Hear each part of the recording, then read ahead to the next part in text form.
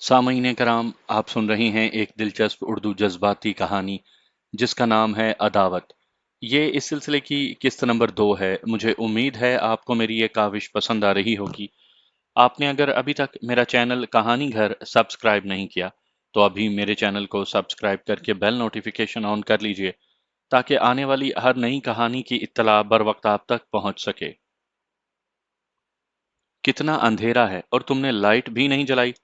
उसकी माँ ने उसके कमरे में दाखिल होकर लाइट ऑन की। कमरे के अंधेरे को तो लाइट से खत्म कर लूंगी, लेकिन जिंदगी में जो अंधेरे शामिल होने वाले हैं वो कैसे खत्म कर पाऊंगी। ऐसे नहीं कहते बेटा। शाहीना बेगम ने उसके सर पर शफकत भरा हाथ फेरा। अम्मी जान, क्या सचमुच खुदकुशी करना हराम है? आय हाय, बावली हुई है क्या? शाहीना बेगम ने बेड पर बैठते हुए उसका सर अपनी छाती से लगा लिया। ऐसी बातें नहीं करते मेरी जान। अम्मी जान, घुट घुट कर मरने से बेहतर नहीं कि यक बार की मौत को गले लगा लिया जाए। ऐसी कोई बात नहीं गुड़िया, तुम्हारे अब्बू जान कोई बेहतर हल तलाश कर रहे हैं। मैं जानती हूँ अम्मी, अब्बू जान बेबस हैं। कोई बेबस नहीं है मेरी जान। मैं वादा करती हूँ अगर कोई बेहतर हल ना निकला तो हम सारी जायदाद को ठोकर मार देंगे। ये धन दौलत हमारी नेहा की जान से कीमती तो नहीं है ना? अम्मी, वो माँ के साथ लिपट कर बेबसी से आंसू बहाने लगी। अच्छा, उठो खाना खा लो। सुबह नाश्ता भी नहीं किया था। मुझे भूख नहीं है। थोड़ा सा तो खा लो। उसकी माँ मुसिर हुई। अम्मी जान, भूख नहीं है ना? आप बस एक कप कॉफी का भिजवा दें। अच्छा ठीक है। शाहीना बेगम उसके माथे पर बोसा देते हुए बाहर निकल गई। अजियतनाक सोचों से छुटकारे के लिए उसने तपाई पर पड़ी किताब उठाकर खोल ली, मगर एक लफ्ज भी पढ़ने में कामयाब ना हो पाई। झल्लाकर उसने किताब वापस तपाई पर पटकी और रिमोट उठाकर टीवी ऑन कर लिया। मुसलसल चैनल बदलने के बाद भी उसे कोई ऐसा प्रोग्राम न मिला जो उसकी तवज्जो अपनी जानिब खींचता। ड्रामे, फिल्में, खबरें, मज़ाहिया प्रोग्राम, मालूमाती प्रोग्राम, गाने, तकरीरें, कुछ भी तो अच्छा नहीं लग रहा था। टीवी बंद करके उसने रिमोट एक जानिब फेंका। उसी वक्त मुलाजिमा इजाजत लेते हुए अंदर दाखिल हुई और कॉफी का एक कप उसे थमाकर खामोशी से बाहर निकल गई। कॉफी पीते हुए उसे सोबान की नापसंदीदा शख्सियत याद आई और ना चाहते हुए भी वो उसके मुतल्लिक सोचने लगी। उसने हाथ में पकड़ी गेंद एक जानिब उछाली और उसका खूबसूरत रशियन अल्सैशन कुत्ता भाग कर वो गेंद उठा लाया। उस कुत्ते से उसे बहुत मोहब्बत थी। जब भी वो टहलने के लिए निकलती, कुत्ता लाजमन उसके साथ होता था। उसका नाम उसने बॉबी रखा हुआ था। ये नाम रखने की वजह यह थी कि सोबान को बचपन में तमाम घर वाले बॉबी कहते थे और अब वो उसे चिढ़ाने के लिए कुत्ते को बॉबी कहती। यूं भी उन घरों के दरमियान एक दीवार ही तो हायल थी। दीवार के करीब खड़े होकर वो जोर जोर से अपने कुत्ते को मुखातिब किया करती। बॉबी, तुम कैसे कुत्ते हो यार? अपने मालिक का कहना नहीं मानते। बॉबी, अच्छे कुत्ते ऐसा नहीं करते, वगैरह वगैरह। सुभान और उसके घर वालों की नजर से भी नेहा की ये ओछी हरकत ओझल नहीं थी, मगर वो एतराज इस वजह से भी नहीं करते थे कि इस तरह नेहा को और शय मिलती और दाएं बाएं पड़ोसियों को भी बॉबी की बजाय तस्मिया मालूम हो जाती। यूं भी दोनों घराने एक दूसरे को जलील करने और नीचा दिखाने का कोई मौका हाथ से नहीं जाने देते थे। नेहा के कुत्ते का नाम जानने के बाद शुरू के दिनों में एक दफा सोबान ने उसे पार्क में तनबीह करने की कोशिश की थी, मगर नेहा के इशारे पर कुत्ते ने सोबान पर हमला कर दिया था। सोबान ने बड़ी मुश्किल से अपनी जान बचाई थी। चूंकि नेहा भी जानती थी कि कुत्ते को सोबान को जख्मी करने की सूरत में उन पर केस बन सकता था, इसलिए उसने कुत्ते को आवाज देकर अपनी जानिब बुला लिया था। इस वाक़े के बाद सोबान कुत्ते की मौजूदगी में मोहतात रहता। कुत्ते के मुंह से गेंद लेकर नेहा ने एक बार फिर गेंद को दूर फेंका। कुत्ता दौड़ता हुआ गेंद की तरफ बढ़ा। उसी वक्त एक स्याह रंग का खतरनाक ब्लड हाउंड उसके करीब से गुजरता हुआ बॉबी के पीछे दौड़ा। उसने पीछे मुड़कर देखा। मलिक सोबान होंठों पर तंजिया मुस्कुराहट सजाए उसी की तरफ आ रहा था। तो तुम? वो घबरा गई थी। हाँ मैं, सोबान इत्मीनान से बोला। तुमसे और तुम्हारे कुत्ते से कुछ हिसाब किताब रहता था। ये अल्फाज सोबान के होंठों पर थे कि काले ब्लड हाउंड ने गुर्राते हुए नेहा के कुत्ते पर हमला कर दिया। नेहा का कुत्ता भी गुर्रा कर मैदान में आ गया था। गो नेहा का कुत्ता कम खतरनाक नहीं था, मगर वो जितना भी अच्छा होता ब्लड हाउंड से मुकाबला नहीं कर सकता था। जल्द ही ब्लड हाउंड उसे पछाड़कर उस पर सवार हो गया और उसे बुरी तरह भंबोड़ने लगा। ये क्या है? वो बुरी तरह घबरा गई थी। वही जो तुम्हें नजर आ रहा है। प्लीज, आप अपने कुत्ते को ले जाएं, वो बॉबी को मार देगा। नेहा की शक्ल रो देने वाली हो गई थी और वो एकदम तुम से आपके दर्जे पर तरक्की पा गया था। जरूर, मगर इसके लिए मेरी दो शराइत हैं, सोबान ने इत्मीनान भरे लहजे में कहा। नेहा हाथ मलते हुए कहने लगी, प्लीज, बातों का वक्त नहीं है, आप अपने कुत्ते को बुलाएं, फिर बात करते हैं। नहीं, पहले शराइत पर बात होगी। वो सूरत से बोली, मंजूर हैं, मुझे दोनों शराइत मंजूर हैं। सोबान हंसा, पहले सुन तो लो। जब कह दिया कि मंजूर हैं तो आप अपने कुत्ते को बुलाते क्यों नहीं? वो गमो गुस्से की शिद्दत से चीख पड़ी थी। ओके, अगर तुमने बाद में गड़बड़ करने की कोशिश की तो दोनों कुत्ते अब तक इधर ही हैं। ये कहते ही उसने मखसूस अंदाज में सीटी बजाई। बॉबी को भंबोड़ते हुए ब्लड हाउंड ने चौंक कर सर ऊपर उठाया और भागकर सोबान के करीब आ गया। सोबान ने जेब से मोमी लिफाफे में लिपटा गोश्त का टुकड़ा निकाला और लिफाफे को गोश्त से अलहदा करके गोश्त कुत्ते के सामने फेंक दिया। नेहा अपने कुत्ते के करीब पहुंचकर उसके गले में मौजूद पटे में रस्सी डालने लगी। कुत्ता ज्यादा जख्मी नहीं हुआ था और इसकी वजह यही थी कि ब्लड हाउंड को सोबान ने वापस बुला लिया था। ब्लड हाउंड गोश्त चट करके फिर सोबान की जानिब देखने लगा। सोबान ने करीब जाकर उसके गले में रस्सी डाली और नेहा को मुखातिब होकर बोला, मेरा ख्याल है हमें बात कर लेनी चाहिए। बोलो। नेहा ने कहर बरसाती नजरों से उसे घूरा। उसका बस नहीं चल रहा था कि सोबान को कच्चा ही चबा डालती। उसके दिल में सोबान की नफरत और ज्यादा बढ़ गई थी। लंबी बात नहीं है, मुख्तसरन कहूंगा। नंबर एक, आज से अपने कुत्ते का नाम तब्दील कर दो। अब इसे बॉबी कहकर कोई नहीं बुलाएगा। वजह तुम्हें मालूम है। और नंबर दो, कल तुम वाइस चांसलर साहब के सामने इस बात का एतराफ करोगी कि जो कुछ तुमने किया था। मैं समझी नहीं। क्या किया है मैंने? भोली ना बनो मिस नेहा मलिक। तुमने अब्बास को पैसे देकर जो काम करवाया है, वो सारी बात हम अब्बास से उगलवा चुके हैं। झूठ बोलता है वो, बकवास करता है। मैंने उसे ऐसा कुछ करने को नहीं कहा। यूं भी अपनी यूनिवर्सिटी की बास्केटबॉल टीम को हरवाकर मुझे क्या फायदा पहुंचना था? शाबाश, सोबान ने जहर खंद लहजे में कहा। मैंने अब तक तुम्हें यह नहीं बताया कि अब्बास ने हमें क्या बताया है, तो तुम्हें कैसे मालूम हुआ कि मैं बास्केटबॉल मैच की बात कर रहा हूं? वो मैं नेहा गड़बड़ा कर चुप हो गई थी। तो क्या सोचा? वो जल्दी से बोली, ठीक है, आज के बाद मैं अपने कुत्ते का नाम तब्दील कर दूंगी। अब इसे कोई भी बॉबी कहकर नहीं बुलाएगा। मैंने और कुछ भी कहा है। देखें, ये नामुमकिन है। आप कहें तो मैं सॉरी करने को तैयार हूं। मुझे ऐसा नहीं करना चाहिए था, लेकिन मैं वाइस चांसलर साहब के सामने इतराफ नहीं कर सकती। सुबान इत्मीनान से बोला, अब्बास तो कर लेगा। तो क्या, जब मैं इतराफ नहीं करूंगी तो उसका कबूलना किस काम का? तो टाइगर मौजूद है ना तुमसे एतराफ करवाने के लिए। सोबान ने कुत्ते के सर को सहलाया। वैसे भी ये 2-3 दिनों के लिए मुस्तार मांगा है। देखो प्लीज, ऐसा ना करो। वो जल्दी से अपने कुत्ते के सामने हो गई थी। मोहतरमा, इसीलिए मैंने पहले से दो शराइत की बात की थी, जो तुमने कबूल कर ली थी। मैं माजरत करने के लिए तैयार हूं ना। देखें, आप जो कह रहे हैं ऐसा होना मुमकिन नहीं। मैं अपनी तालीमी कैरियर दांव पर नहीं लगा सकती। उसका लहजा रो देने वाला हो गया था। सोबान ने उसे बुरी तरह फंसा लिया था। वैसे तुम्हारी इत्तला के लिए अर्ज करता चलूं कि मैंने ये सारी गुफ्तगू रिकॉर्ड कर ली है। सोबान ने जेब से अपना सेल फोन निकालकर उसके आंखों के सामने लहराया। नेहा की खूबसूरत आंखों में खौफ की परछाइयां लहराईं और उसके चेहरे पर अजीब किस्म के तासुरात फैल गए थे कि इतनी ज्यादा नफरत होने के बावजूद इस वक्त सोबान के दिल में उसके लिए हमदर्दी के जज्बे ने सर उभारा। वो गिड़गिड़ाई, आप ऐसा कुछ नहीं करेंगे। प्लीज, मैं माजरत खा हूं, शर्मिंदा हूं। मुझे ऐसा नहीं करना चाहिए था। ठीक है, सोबान ने असबात में सर हिलाया, लेकिन पूरी क्लास के सामने तुम्हें माजरत करना पड़ेगी। नहीं, क्लास के सामने भी नहीं। नेहा ने नफी में सर हिलाया। आपसे माजरत कर ली है ना? और वैसे भी मैं आपकी मुजरिम हूं, पूरी क्लास की नहीं। अच्छा, मेरी बास्केटबॉल टीम के सामने एतराफ कर लेना, और बस ये आखिरी हल था। वो मैं नेहा को यह भी कबूल नहीं था, मगर फिर कुछ सोचकर उसने असबात में सर हिला दिया। अच्छा ठीक है, और अपने पिल्ले का नाम याद से बदल लेना। वो जाने के इरादे से मुड़ा। ठहरो, नेहा ने उसे आवाज दी।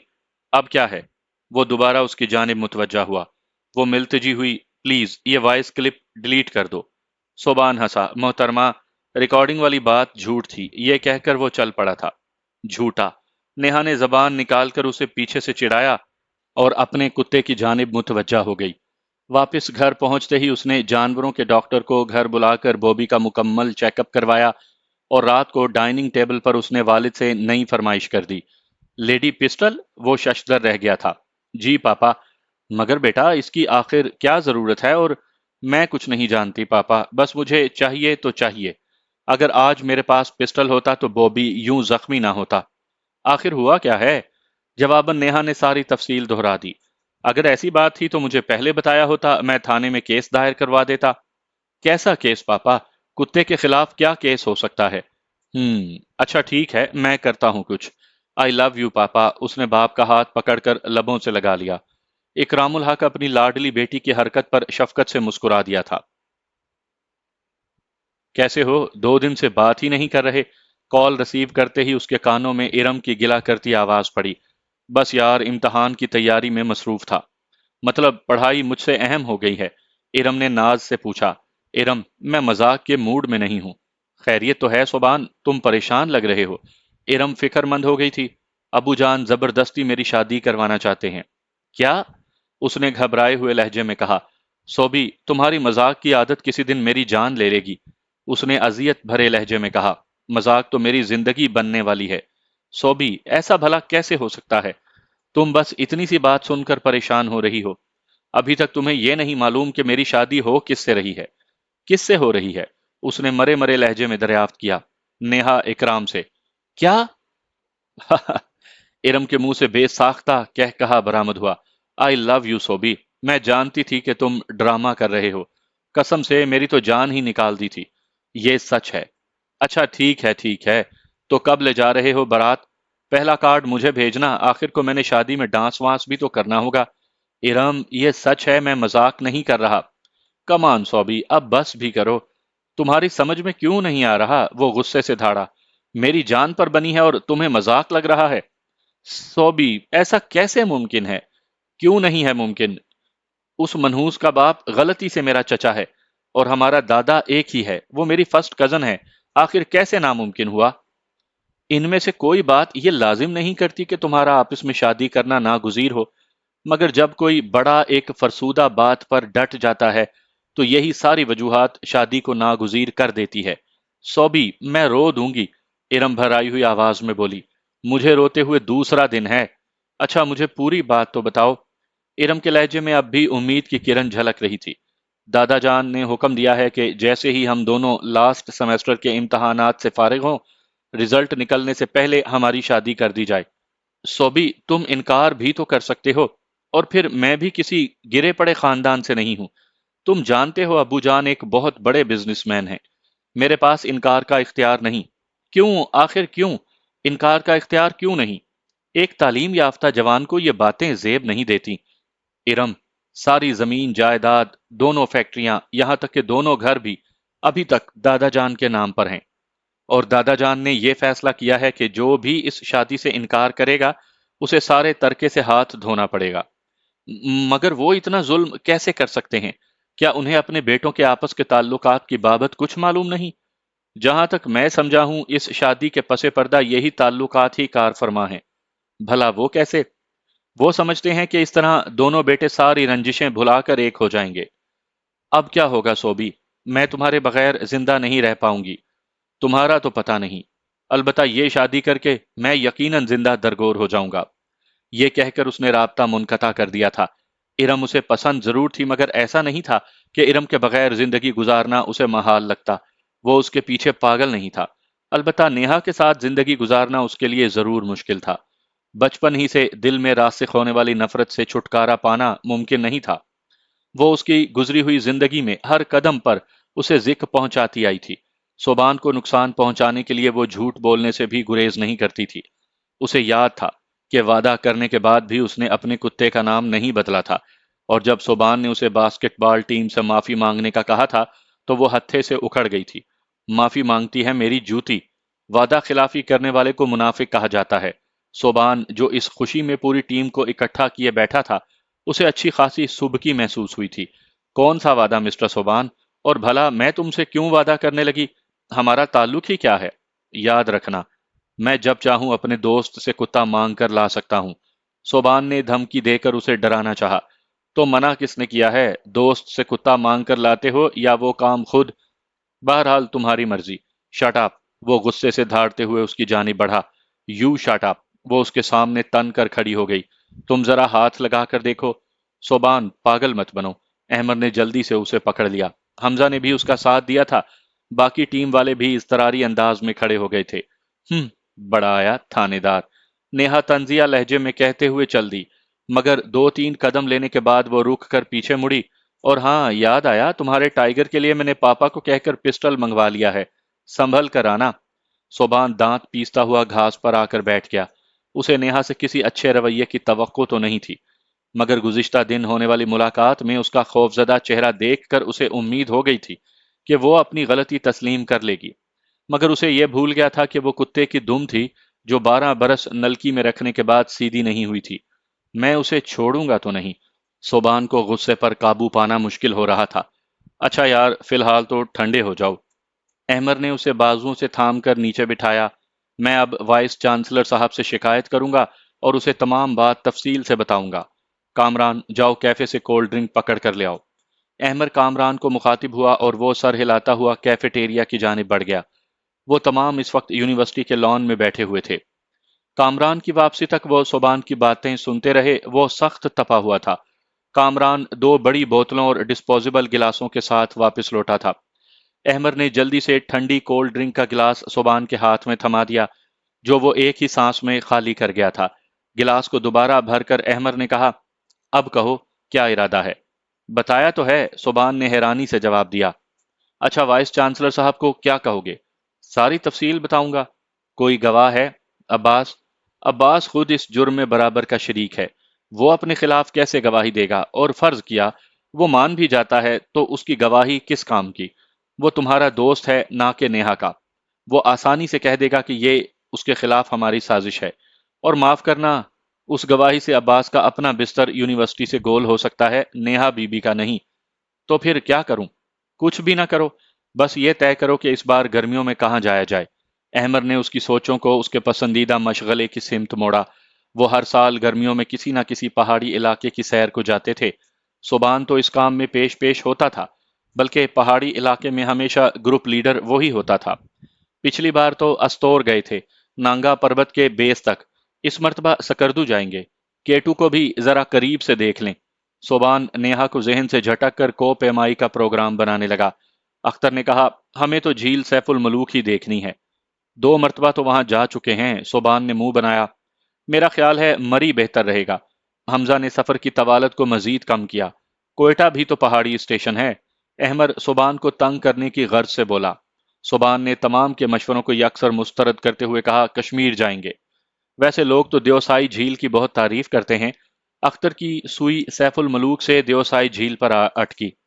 نہیں، چترال یا کشمیر، صوبان نے حتمی لہجے میں کہا۔ اچھا یہ تو اسی وقت تعین کریں گے، احمد نے کہا۔ فی الحال کلاس روم میں جاتے ہیں، تھوڑی پڑھائی کر لیں۔ یوں بھی جلدی کا کام شیطان کا ہوتا ہے۔ اور تمام سر ہلاتے ہوئے اٹھ کھڑے ہوئے۔ موبائل فون کی گھنٹی نے اسے سوچوں کے گرداب سے نکالا اور وہ موبائل فون اٹھا کر دیکھنے لگی۔ کسی نامعلوم نمبر سے کال آ رہی تھی۔ یس، اس نے فون کان سے لگا لیا۔ بڑی خوش ہو؟ دوسری جانب کوئی لڑکی ہی تھی۔ وہ آواز پہچان نہیں پائی تھی۔ جی، آپ کون اور کیسی خوشی؟ میں وہی بات کر رہی ہوں جس سے تم صوبان چھیننے کی کوشش کر رہی ہو، زہر خند لہجے میں جواب دیا گیا۔ اس مرتبہ نیہا اسے پہچان گئی تھی۔ بھاڑ میں جائے وہ کمینہ، نیہا غصے سے پھٹ پڑی۔ مکالمے بازی کی ضرورت نہیں، اگر سچی ہو تو انکار کر دو شادی سے، مگر میں جانتی ہوں تم ایسا نہیں کرو گی۔ صوبان جیسا لڑکا تمہیں پھر کہاں ملے گا؟ گو میں تمہاری کسی بات کا جواب دینے کی پابند نہیں ہوں، اور اس وقت میں سخت اپسیٹ بھی ہوں، مگر تم جیسی جاہل کو جواب نہ دیا تو شاید تم سچ مچ یہی غلط فہمی دل میں پال کر لوگوں کے سامنے اعلان کرتی پھرو تو خوب غور سے سن لو کہ یہ شادی مجھ پر مسلط کی جا رہی ہے۔ واہ، ایک تعلیم یافتہ لڑکی پر شادی مسلط کی جا رہی ہے۔ مذاق اچھا کر لیتی ہو تو کیا صوبان صاحب ان پڑھ ہے یا لڑکیوں سے بھی گیا گزرا کہ تم اس کے بجائے یہ تانے مجھے دے رہی ہو؟ سنو نیہا، میں تمہارے سامنے ہاتھ جوڑتی ہوں، پلیز تم اس شادی سے انکار کر دو۔ میں ساری زندگی تمہارا یہ احسان نہیں بھولوں گی۔ ارم ایک دم پینترا بدل کر منتوں پر اتر آئی۔ اس کی بات ایسی نہیں تھی کہ نیہا اسے سخت جواب دیتی۔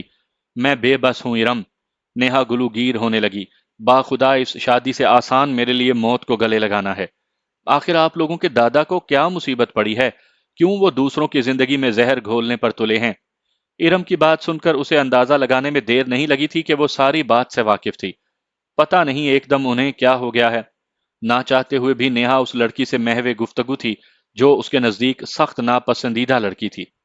اگر تم اپنے دادا سے مل کر اپنا نقطۂ نظر واضح کرنے کی کوشش کرو، وہ میرے پاپا اور تایا کی بات نہیں مان رہے، میری کیا سنیں گے؟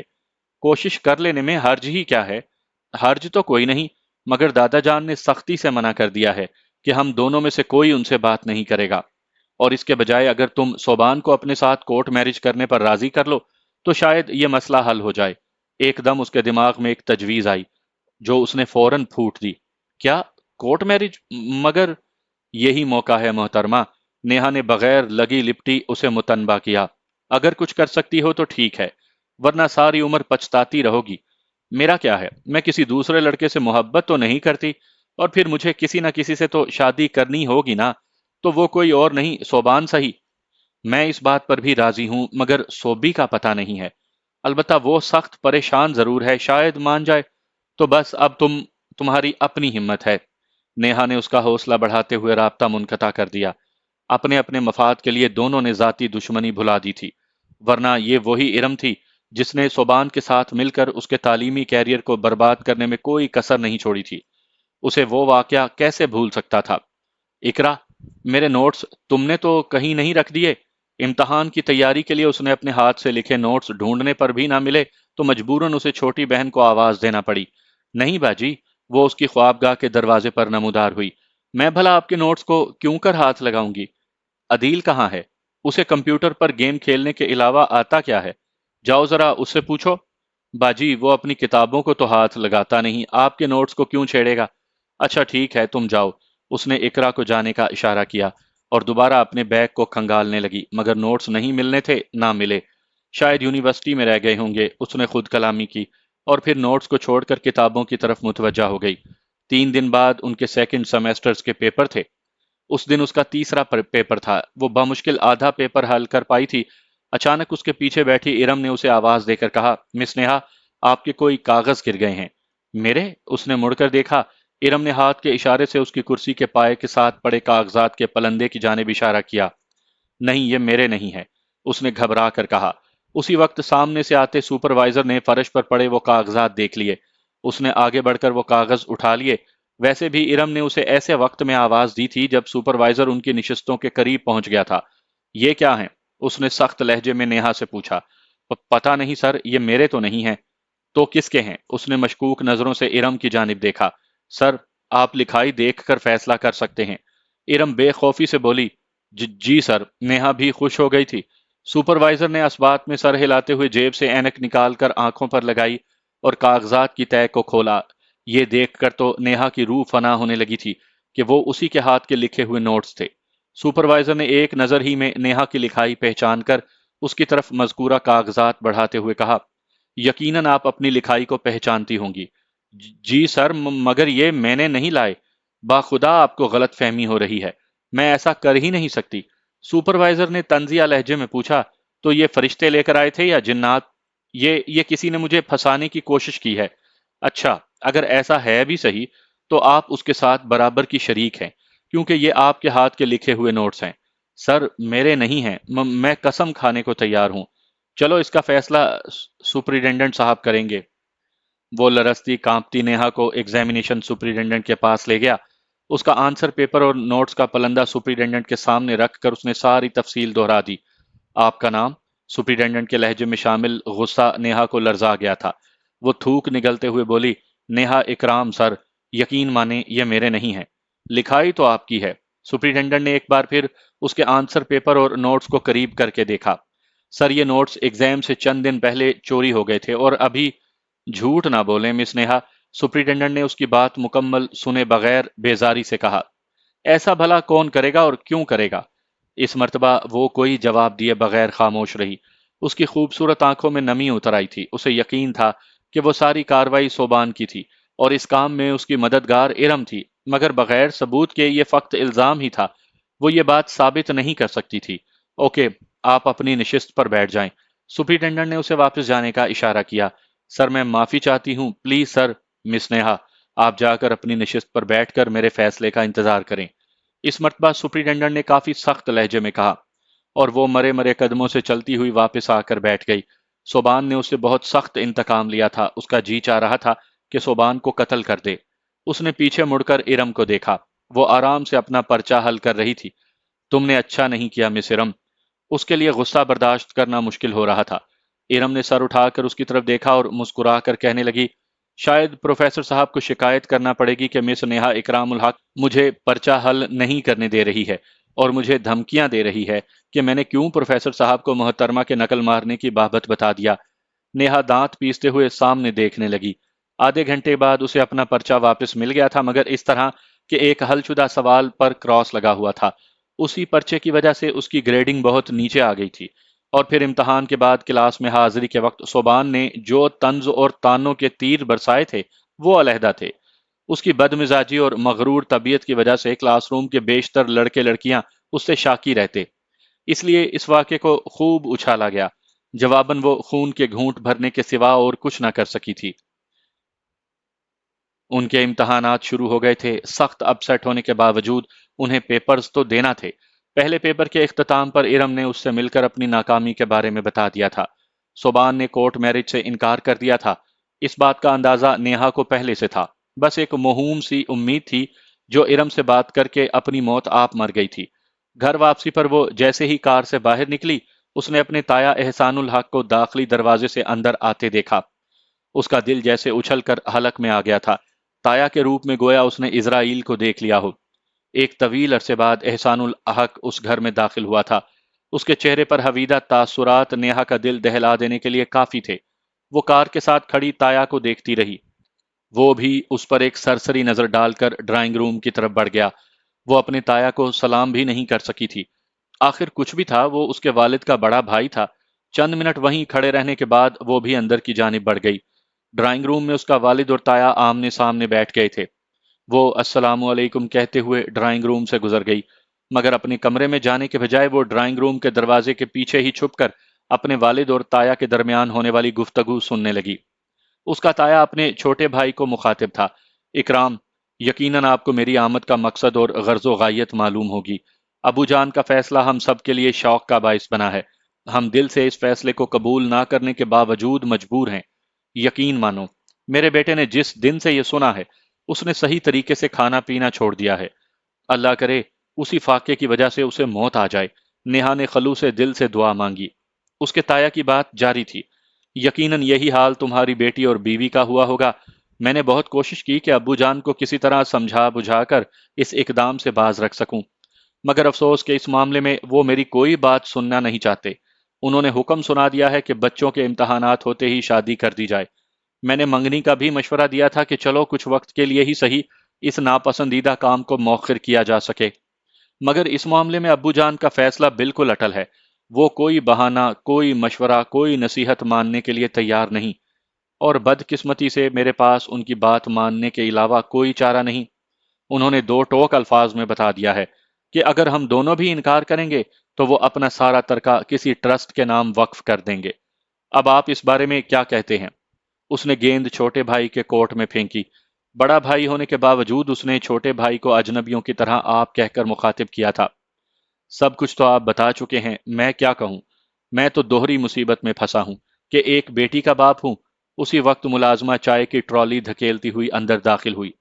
صاحب، چینی کتنی لیں گے؟ اس نے احسان الحق سے پوچھا۔ شکریہ، میں چائے نہیں لوں گا، آپ جائیں۔ احسان الحق نے روکھے پن سے ملازمہ کو وہاں سے بھیج دیا اور وہ ڈرائنگ روم سے باہر نکل گئی۔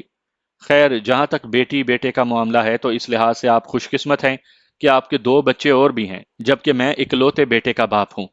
والدین کے درجن بچے بھی ہوں تو کسی ایک کی بربادی اسے چین نہیں لینے دیتی، بے شک باقی 11 کتنے ہی خوشحال کیوں نہ ہوں۔ اچھا، میں اپنی اور آپ کی خوش قسمتی یا بد قسمتی کا تقابل کرنے نہیں آیا، اس مسئلے کے مناسب حل کے لیے آیا ہوں۔ آپ بتائیں، مجھے تو کچھ نہیں سوج رہا۔ اکرام الحق نے بے بسی سے کہا۔ ان کی مخالفت عروج پر ہونے کے باوجود اس معاملے میں ان کی ترجیحات ایک تھیں۔ دونوں خاندان اس شادی کے حق میں نہیں تھے۔ اچھا، ایک تجویز ہے میرے پاس۔ تایا کی بات نے نیہا کے دل میں بھی امید کی کرن جگا دی تھی۔ جی کہیں، اکرام نے اشتیاق سے پوچھا۔ ایسا ہے کہ ہم فی الحال ابو جان کی بات مانتے ہوئے بچوں کی شادی کر کے ابو جان کو وقتی طور پر راضی کر دیتے ہیں۔ یہ شادی بس نام کی شادی ہوگی۔ نیہا صوبان کی بیوی ہوتے ہوئے بھی اس کے لیے ایک غیر عورت ہوگی۔ اس کے بعد ہم کوشش کریں گے کہ ہمارا حق ابو جان ہمارے نام کر دیں۔ جیسے ہی وہ زمین جائیداد ہمارے نام کر دیں گے، صوبان نیہا کو طلاق دے دے گا۔ اکرام الحق کی آنکھوں میں چمک پیدا ہوئی۔ کیا ایسا ممکن ہے؟ کیوں نہیں ممکن؟ آپ اپنی بیٹی کو اعتماد میں لے کر ساری بات بتا دو، میں بھی صوبان سے بات کر لیتا ہوں۔ باقی ابو جان کون سا اندر کی بات سے واقف ہوں گے؟ اس بات کی کیا گارنٹی ہے کہ مطالبے پر صوبان میری بیٹی کو طلاق دے دے گا؟ کیونکہ وہ آپ کی بیٹی سے اتنی ہی نفرت کرتا ہے جتنی… احسان نے بات ادھوری چھوڑ کر گہرا سانس لیا اور پھر بولا، آپ کی بیٹی کے دل میں اس کے بارے میں ہے۔ اسی وجہ سے تو میں ڈر رہا ہوں کہ کہیں بعد میں نیہا کو تنگ کرنے کے لیے طلاق سے مکر نہ جائے۔ خیر، ایسا تو نہیں ہے۔ نیہا بعد میں خلا لینے کا حق بھی رکھتی ہے، بلکہ ایسا ہے کہ ہم نکاح نامے میں طلاق کا حق نیہا کو دلوا دیں گے۔ ہاں، یہ ٹھیک ہے۔ اکرام الحق نے فوراً اس بات میں سر ہلا دیا، جبکہ نیہا منہ بناتی ہوئی اپنے کمرے کی طرف بڑھ گئی۔ صرف طلاق کا حق حاصل کر کے وہ اس اذیت سے چھٹکارا نہیں پا سکتی تھی جو اسے صوبان کی قربت کی صورت ملنے والی تھی، مگر اس کے ساتھ اسے یہ حقیقت بھی تسلیم تھی کہ موجودہ صورتحال میں تایا کے بتائے ہوئے حل کے علاوہ کوئی اور بہتر صورت ہو بھی نہیں سکتی تھی۔ دادا کی موت یا جائیداد اپنے بیٹوں کے نام کرنے پر اسے صوبان سے چھٹکارا مل جاتا۔ دادا کی موت کی خبر بھی اس کے لیے اذیت کا باعث تھی، لیکن دادا جان نے خود انہیں اس مقام پر لا کھڑا کر دیا تھا کہ وہ بے اختیار ہو کر اس کی موت کے خواہاں ہو گئے تھے۔ دادا کی موت کے بعد وہ بآسانی خود کو طلاق دے دیتی۔ اسے اچھی طرح معلوم تھا کہ لڑکی کے لیے متعلقہ ہونا عیب ہی شمار ہوتا ہے، مگر کوئی ایسا ضرور ملتا جو اسے اس خامی کے ساتھ بھی محبت سے قبول کر لیتا۔ یوں بھی اپنی دلکشی اور خوبصورتی کے بارے وہ کسی غلط فہمی کا شکار نہیں تھی۔ گو اس کی تیز مزاجی اور مغرور شخصیت کی وجہ سے کلاس کے کسی لڑکے نے اس کے قریب ہونے کی کوشش نہیں کی تھی، مگر ایسا اس کے رویے کی وجہ سے تھا کہ وہ فطری طور پر بھی مردوں سے الرجک تھی، یا شاید اب تک کوئی ایسا اسے نظر نہیں آیا تھا جسے وہ اپنے جسم و جان کا مالک تسلیم کرتی۔ بہرحال کچھ بھی تھا، اگر وہ چاہتی تو اس کے اشارہ ابرو کی دیر تھی، اس سے محبت کے دعوے داروں کا ڈھیر لگ جاتا۔ میں کچھ نہیں جانتا ابو جان، جو آپ کی مرضی ہے کریں۔ جب دادا جان نے ہمیں بھیڑ بکری کی طرح اپنی مرضی کی لاٹھی سے ہانکنے کا ارادہ کر ہی لیا ہے تو بھگتنا پڑے گا۔ بیٹا، چند ماہ کی بات ہے، مجھے امید ہے میں جلد ہی ابو جان کو اس بات پر راضی کر لوں گا کہ وہ جائیداد ہمارے نام کر دیں۔ اگر ہماری شادی کے بعد بھی دادا جان اس بات پر راضی نہ ہوئے تو پھر… اللہ پاک خیر کرے گا بیٹا۔ اور ویسے مجھے کہنا تو نہیں چاہیے، مگر حقیقت یہی ہے کہ ابو جان کی عمر 85 سال سے تجاوز کر گئی ہے۔ بڑے بھی کبھی کبھی ایسے فیصلے کر لیتے ہیں کہ ہمیں ان کے بارے میں ایسی بات سوچنی پڑ جاتی ہے جو ہمارے اپنے ضمیر پر بوجھ بن جائے۔ صحیح کہہ رہے ہو بیٹا۔ احسان الحق دکھی دل کے ساتھ وہاں سے اٹھ گیا۔ اپنے والد محترم کی وفات کی بات کرنا خود اس کے لیے نہایت تکلیف دہ تھا، مگر اس کے علاوہ اس کے پاس چارہ بھی تو کوئی نہیں تھا۔ ان کے امتحانات ختم ہوتے ہی ضیاء الحق نے دونوں بھائیوں کو بچوں کے ہمراہ گاؤں کی حویلی میں طلب کیا اور پورے خاندان کے سامنے دھوم دھام سے نیہا اور صوبان کی نسبت کا اعلان کرتے ہوئے 2 ہفتوں کے بعد شادی کی تاریخ مقرر کر دی۔ وہ دونوں دل پر بھاری بوجھ لیے مبارکیں وصول کرتے رہے۔ رشتہ دار جہاں ان کی شادی پر حیرانی کا اظہار کر رہے تھے، وہیں صوبان اور نیہا کی جوڑی کو چاند سورج کی جوڑی کہہ کر گویا ان کے دلوں میں بھڑکتی ہوئی آگ پر پیٹرول ڈال رہے تھے۔ وہ سچ بتانے کے بھی متحمل نہیں تھے کہ اس میں ان کی اپنی سبکی تھی۔ شادی جیسا خوشگوار بندھن ان دونوں کے لیے اذیت، درد اور دکھوں کے علاوہ کچھ نہیں لانے والا تھا۔ خالی منگنی کی رسم میں ضیاء الحق نے گاؤں بھر کی دعوت کی تھی۔ اگلے دن وہ زخمی احساسات اور اذیت ناک مستقبل کا تصور اپنے ذہنوں میں لیے واپس لوٹ گئے۔ ان کے جانے کے کچھ دیر بعد ضیاء الحق اپنے قریبی دوست سے محو گفتگو تھا۔ دیکھا رحیم بخش، کتنے غمگین تھے میرے دونوں بیٹے اور ان کے بچے، خاص کر میری جان سے پیاری پوتی نیہا کی حالت دیکھی تھی؟ ہاں بھائی، نفرتیں اتنی جلدی تو زائل نہیں ہوا کرتی۔ رحیم بخش نے اسے تسلی دینے کی کوشش کی۔ ویسے کیا یہ شادی کروا کے میں دونوں بھائیوں کے درمیان موجود رنجشیں ختم کر پاؤں گا؟ بڑا ہونے کے ناطے یہ آپ کی ذمہ داری بنتی ہے۔ آپ کوشش کریں اور انجام کا فیصلہ اپنے رب پر چھوڑ دیں۔ صحیح کہہ رہے ہیں آپ، ضیاء الحق نے اس بات میں سر ہلاتے ہوئے کہا۔ اچھی بری تقدیر تو اللہ پاک کے اختیار اور مرضی کے تابع ہے۔ لیکن ایک بات یاد رکھنا کہ یہ شادی کروا کے بے فکر ہو کر نہ بیٹھ جانا۔ کیا مطلب؟ ضیاء الحق کے لہجے میں حیرانی تھی۔ مطلب یہ کہ شادی کے بعد یہ کوشش بھی کرنی ہے کہ دلہا دلہن کو ایک دوسرے کے قریب آنے کے بھی مواقع مل سکیں۔ یہ نہ ہو شادی کے بعد بھی دلہن اپنے ماں باپ کی گود میں گھسی رہے اور دلہا صاحب اپنی آوارگیوں میں مشغول رہیں۔ اور یاد رکھنا، ایسی صورت میں یہ شادی اس وقت تک برقرار رہ پائے گی جب تک کہ آپ کی آنکھیں بند نہیں ہو پاتی۔ آپ بے فکر رہیں۔ ضیاء الحق نے معنی خیز انداز میں سر ہلایا۔ میں جلد ہی بڑے بیٹے کے ہاں قیام کرنے والا ہوں۔ ہاں یہ ٹھیک ہے، رحیم بخش نے اس بات میں سر ہلایا۔ اس طرح دونوں بچے آپ کی نگرانی میں رہیں گے۔ بیٹا یہ کچھ دعوت نامے ہیں۔ اس کی ماں خوبصورت اور دیدہ زیب لفافوں میں بند شادی کے دعوت ناموں کا بنڈل تپائی پر رکھتے ہوئے اسے مخاطب ہوئی۔ اپنے جن جن دوستوں کو شادی میں بلانا ہے خود ہی ان کے نام لکھ لو۔ وہ صاف گوئی سے بولا، مجھے اپنے دوستوں کے سامنے شرمندہ ہونے کا کوئی شوق نہیں۔ یہ بھلا کیا بات ہوئی؟ فرخندہ بیگم نے اس کے ساتھ بیڈ پر بیٹھ کر خفگی بھرے لہجے میں پوچھا۔ اس میں خفا ہونے یا حیرانی کے اظہار کی کیا ضرورت ہے؟ بیٹا یہ دنیا کی پہلی شادی تو نہیں ہے جو بڑوں کے حکم پر کی جا رہی ہو۔ صحیح کہا، صوبان اس بات میں سر ہلاتے ہوئے طنزیہ لہجے میں بولا، لیکن صرف اس وجہ سے کہ پہلے بھی کئی لوگ اپنے بڑوں کی خواہش کی بھینٹ چڑھ چکے ہیں۔ میری تکلیف میں کیا کمی ہو سکتی ہے؟ سال دو سال کی تو بات ہے، شاید چند ماہ ہی میں معاملہ حل ہو جائے۔ امی جان، آپ نہیں جانتی کہ میں اس لڑکی سے کتنی نفرت کرتا ہوں۔ اس کا لہجہ رو دینے والا ہو گیا تھا۔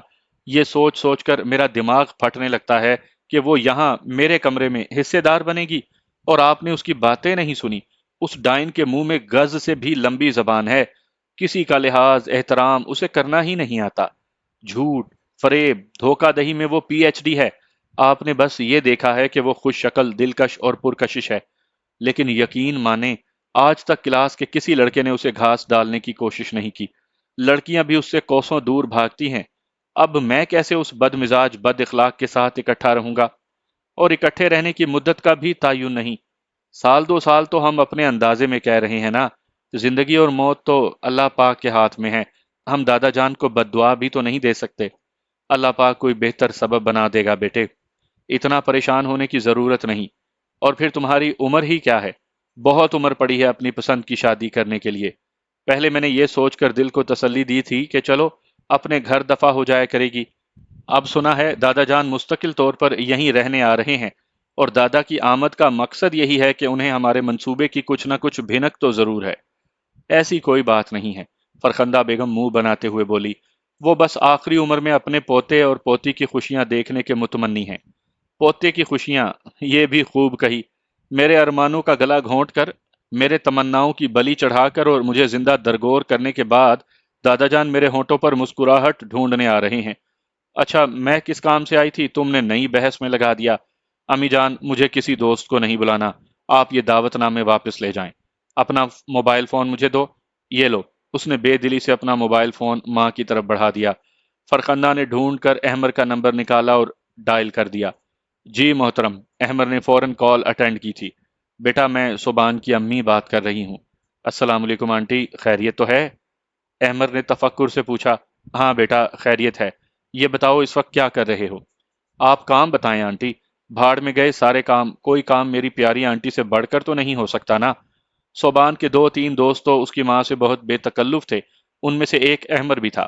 جیتے رہو بیٹا، بس آپ ابھی ابھی میرے پاس آ جاؤ۔ ابھی آیا؟ ویسے آنٹی کچن کی طرف سے کوئی خاص خوشبو آ رہی ہے۔ اس نے ہنستے ہوئے کہا، میرا بیٹا جو آ رہا ہے خوشبو تو آئے گی نا کچن سے۔ آنٹی زندہ باد، بس آدھے گھنٹے میں آپ کے پاس ہوں گا۔ فرخندہ نے رابطہ منقطع کر کے موبائل فون صوبان کے حوالے کیا اور دعوت نامے کا بنڈل اٹھائے وہاں سے نکل آئی۔ ساری گفتگو سن کر بھی صوبان نے کچھ کہنے کی ضرورت محسوس نہیں کی تھی۔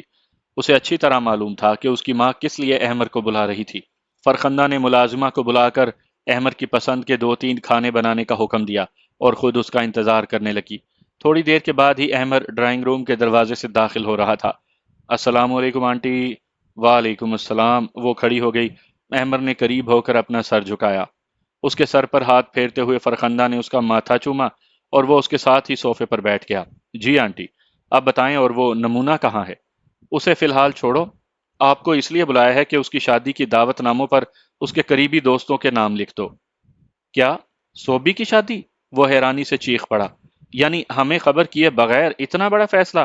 یہ تو زیادتی ہے آنٹی، میں صوبی کے بچے کو چھوڑوں گا تو نہیں۔ شادی ہو رہی ہے بیٹا، ہو تو نہیں گئی، اور دیکھ لو جیسے ہی شادی کی تیاریاں شروع کی ہیں آپ کو حصہ لینے کے لیے بلوا لیا۔